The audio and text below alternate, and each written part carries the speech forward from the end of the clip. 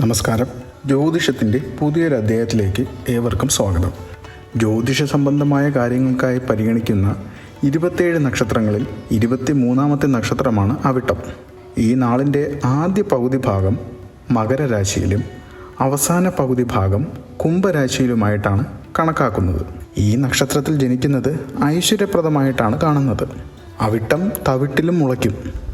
അവിട്ടത്തിൽ പിറന്നാൽ തവിട്ട് പാനയെല്ലാം പണം എന്നുമുള്ള ചൊല്ലുകൾ ഇവരുടെ ഐശ്വര്യത്തെയും ഉത്സാഹത്തെയും പ്രകീർത്തിക്കുന്നതാണ്.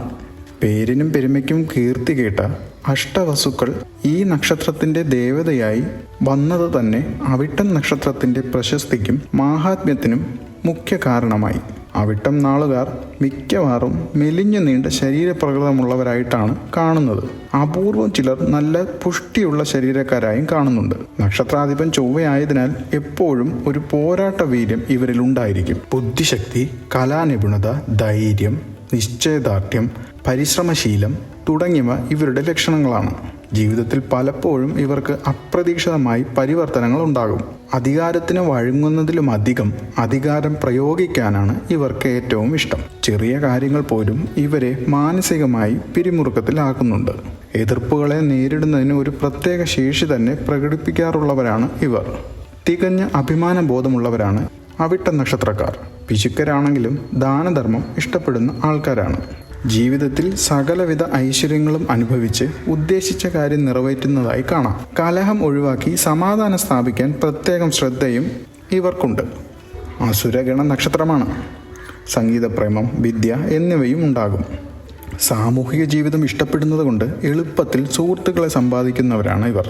പൊതുവിൽ സംഗീതം, കല എന്നിവയിൽ വാസന ഉണ്ടെങ്കിലും ആഭരണങ്ങളിലും വിലപ്പെട്ട വസ്തുക്കളിലും ഭ്രമവുമുണ്ട്. ശാസ്ത്രീയമായ ചിന്താഗതി പ്രകടിപ്പിക്കുമെങ്കിലും മതവിശ്വാസിയായിരിക്കും. ചിലർ യുക്തിവാദത്തിൽ ഉറച്ചു നിൽക്കുന്ന ആൾക്കാരാണ്. മാനുഷിക ബന്ധത്തേക്കാൾ പണത്തിന് മുൻഗണന കൊടുക്കുന്ന സ്വഭാവക്കാരാണ് അവിട്ടം നാളുകാർ. പൂർവിക സ്വത്ത് അനുഭവത്തിൽ വരും. സ്വന്തം പരിശ്രമത്താൽ അത് വർദ്ധിപ്പിക്കും. സുഹൃത്തുക്കളെ അമിതമായി വിശ്വസിക്കുക മൂലം പലപ്പോഴും ധനനഷ്ടത്തിനിടയാകാൻ സാധ്യതയുണ്ട്. കുടുംബാംഗങ്ങളിൽ നിന്ന് പ്രയോജനം കുറവായിരിക്കും. വിവാഹത്തിന് കാലതാമസം വരും. പങ്കാളിയിൽ നിന്ന് ആശ്വാസവും സന്തോഷവും ലഭിക്കും. പങ്കാളിയുടെ അഭിപ്രായങ്ങൾക്കും ഉപദേശങ്ങൾക്കും വില കൽപ്പിക്കും. ആരോഗ്യ സംബന്ധമായ ചില തകരാറുകൾ കാണാനുള്ള ഇടയുണ്ട്. 21 വയസ്സിന് ശേഷം ആരോഗ്യം മെച്ചപ്പെടും. പിന്നീട് കാര്യമായ ആരോഗ്യ പ്രശ്നങ്ങൾ ഉണ്ടാകില്ല. സാഹസികവും ആപൽക്കരവുമായ കാര്യങ്ങൾ ചെയ്യാൻ ഇവർക്ക് യാതൊരു മടിയുമില്ല. ചെറുപ്രായത്തിൽ തന്നെ ഇവരിൽ ഈ സ്വഭാവം മുന്നിട്ട് നിൽക്കും. അപകടകരമായ രീതിയിൽ വണ്ടി ഓടിക്കാതിരിക്കുന്നതാണ് ഏറ്റവും നല്ലത്. ഇത്തരം പ്രവണതകൾ മനസ്സിലാക്കി അതിൽ നിന്നും വിട്ടു നിൽക്കേണ്ടതും അത്യാവശ്യമാണ്. പ്രായോഗിക ബുദ്ധിയും കർമ്മകുശലതയും ഉത്സാഹവും അധ്വാന സന്നദ്ധതയും ഈ നാളുകാരിൽ കാണുന്നുണ്ട്. 24 വയസ്സ് മുതൽ സ്വന്തമായ പ്രവർത്തന രംഗത്തേക്ക് ഇറങ്ങാനുള്ള സാധ്യത കാണുന്നുണ്ട്. വിവാഹത്തിന് കാലതാമസത്തിന് ഇടയുമുണ്ട്. 31 മുതൽ 56 വരെയുള്ള സമയത്ത് ഭൂമി, വാഹനം, ഗൃഹം ഇവയൊക്കെ ഉണ്ടാകാനുള്ള സാധ്യതയാണ് കാണുന്നത്. 40-നും 50-നും ഇടയ്ക്ക് വാതരോഗത്തിനുള്ള സാധ്യതയും കാണുന്നുണ്ട്. 53-ന് ശേഷം സാമ്പത്തിക സ്ഥിതി മാറ്റമില്ലാതെ തുടരുകയും ചെയ്യും. അവിട്ടം നക്ഷത്രക്കാരുടെ ദാമ്പത്യ ജീവിതം പൊതുവെ തൃപ്തികരമായിരിക്കും. പങ്കാളിയുടെ കുടുംബക്കാരെ കൊണ്ട് പറയത്തക്ക ഗുണങ്ങളൊന്നും ലഭിക്കാനിടയില്ലെങ്കിലും ഭാര്യയിൽ വിളങ്ങി നിൽക്കുന്ന നന്മകൾ ആ കുറവുകളെല്ലാം പരിഹരിക്കും.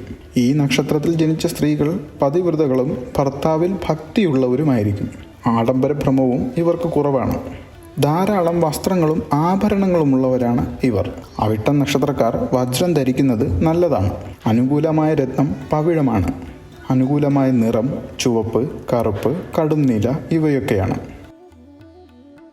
ഈ വീഡിയോ നിങ്ങൾക്ക് ഇഷ്ടപ്പെടുകയാണെങ്കിൽ പുതിയ വീഡിയോകൾക്കായി ഈ ചാനൽ സബ്സ്ക്രൈബ് ചെയ്യുക.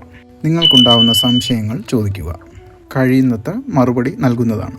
നിങ്ങൾ തരുന്ന സപ്പോർട്ടിന് നന്ദി.